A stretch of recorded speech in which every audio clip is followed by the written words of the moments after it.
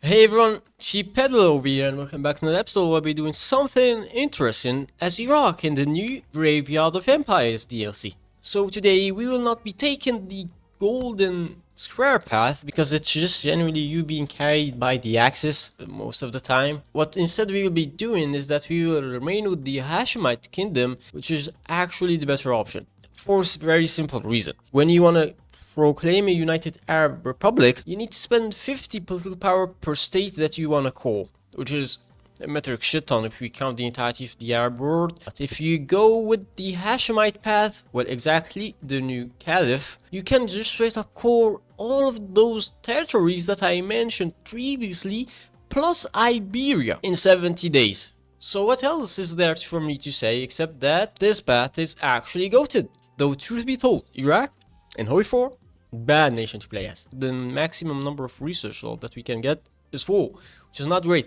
I'm genuinely begging Paradox for them to at least allow you to get the 5th research slot if you manage to unite Arabia. Nepal, our of all nations, can get its 5th research slot from this, and my mighty nation over here is being repressed. What the hell? Unacceptable. Also, I would like to add that this state here is suffering from Kurdish resistance, which is not good, and you can get rid of it with this focus, but you require 50 stability. Pretty sad, right? Or you can just simply repress them and it will be done in 14 days, and you even gain 10 stability for it. I'm gonna be honest, I have no idea what Paradox is trying to convey to us with this message, but I don't think it's a very good thing, okay? And on a separate note, I need to hire this guy, the Westernite's foreign minister, for the plus 15% political power gain, man. We already suffer from minus 30. As Iraq, man, like, it's almost like Paradox were like, hey, you know what? In the next DLC, we need to make it unbearable for the player to play Iraq, just so that they never touch the Middle East ever again. And just remain in Europe, probably, or on the rare occasion you play in Asia, then maybe there as well. One thing that they did not fumble though is the focus tree when it comes to at least the Hashemite branch. You can just simply reach out to Jordan, and with the approval of the UK, you can finally enter into a union with each other, and the United Kingdom says yes to our demands. So yeah, Jordan is our puppet once again. But the reason why I did this focus and why I'm rushing toward here is simply because I can get straight up full military factories, which is mind-blowing. What can I say? And we need as many guns as possible, just so that we can increase the map power in the field to 45k, and we can finally demand Palestine. And the UK say yes to our demands. Very kind of them, not gonna lie. Kinda makes sense because these territories were promised to us previously during the Great War. And I've done everything that I can. I've improved the relations with the Frenchies, and I've even put my army near their border, or I'm about to. So if they say yes, if they say no, it's not up to me. Thank you very much. But now every single one of these countries is being led by someone, or at least a member from our family. But before we end it right here, we're gonna have a bit of action against Saudi Arabia. We will have a minor incursion toward the south. But yeah, that's as far as we can go with our focus tree. We cannot get rid of the golden square until Abdel Ilah becomes a ruler. So for now, or at least until late 1939, we will never bother looking toward this side of the focus tree ever again. And what we'll be doing instead is that we are gonna rush toward our first research slot, because having 2 research slots is not very nice and it's quite annoying. And we will call Jordan into this war just because we want to pin as many divisions of the enemy down, and we will have our Horsey boys over here rush as fast as possible and try to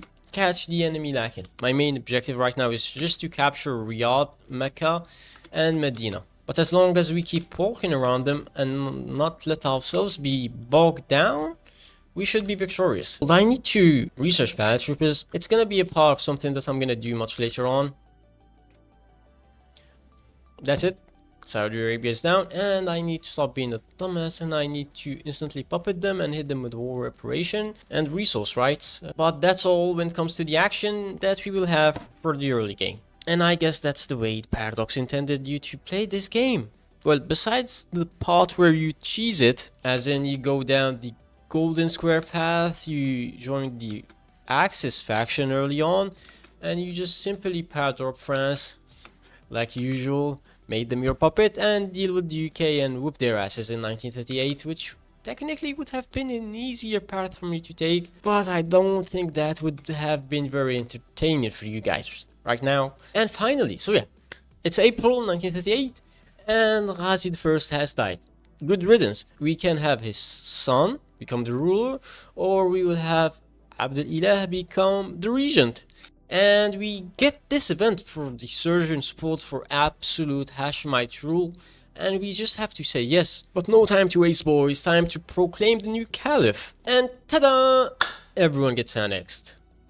Obviously, you don't get to even call them from this focus. Thank you, Paradox. You still need to unite the Mashriq.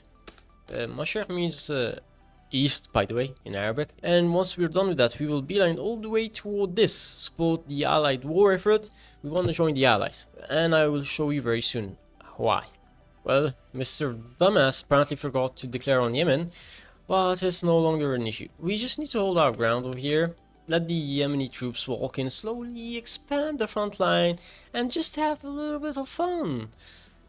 Because believe it or not, Yemen has a reasonable amount of factories, and I'm just gonna come in, swoop in, and I'm gonna take said factories for myself because I'm quite greedy. But in order for us to actually snipe their provinces, we need to pin off the divisions that have headed toward the front line. And look at this sussy guy over here trying to run away. Nobody, I'm not gonna allow you to do such a thing. But yeah, that's it. Yemen has a single division in its entire country.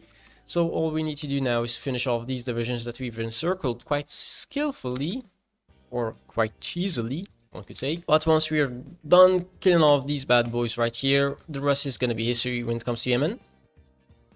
And that's it, Yemen is dead. And I get to annex them, easy peasy lemon squeezy. And their state had 3 civilian factories and 1 mill. Not great, but could have been worse. Not the end of the world. I'm gonna be honest with you guys, the thing that I'm gonna try right now is kinda asshole. It's my first time that I'm gonna be testing it, so it's gonna be live. So in case I fail miserably, you are free to make fun of me. So yeah, I'm gonna declare on Portugal. Here goes nothing, boys. And instantly we're gonna try to join the Allies. We need to join the Allies because of their forward naval base in Gibraltar. From there we are gonna pair-drop into Portugal without calling the UK into the war, and we will just simply hope for the best. Fuck. And UK says no to my demands. Not an issue. Hello Italy, I want to retake my claimed states. Hello UK, thank you for inviting me into your faction.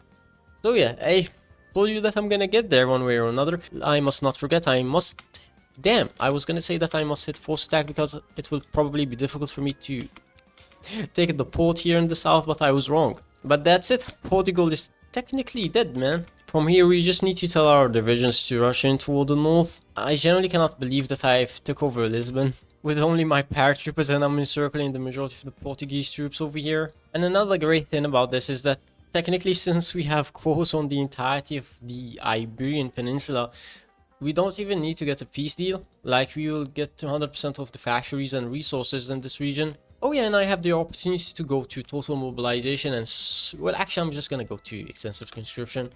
And we will instantly hit women in the workforce. I wanna squeeze the maximum out of my economy. Well, I may as well just try my luck. This should give me a reasonable chunk of army experience for me to build my tank divisions and rush my doctrines.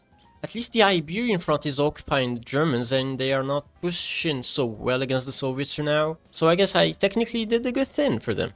And if anyone is wondering why am I not capable of pushing, it's mainly because of this. I have 6 divisions per tile ahead of me, and even my tanks struggle to push. Add to that the fact that I don't have my own dedicated cast force, so I kinda am reliant on my allies to provide me with cast damage. I swear to God, I only took 2 tiles and now the Germans are back to attacking me very aggressively. I have no idea what I have done to them.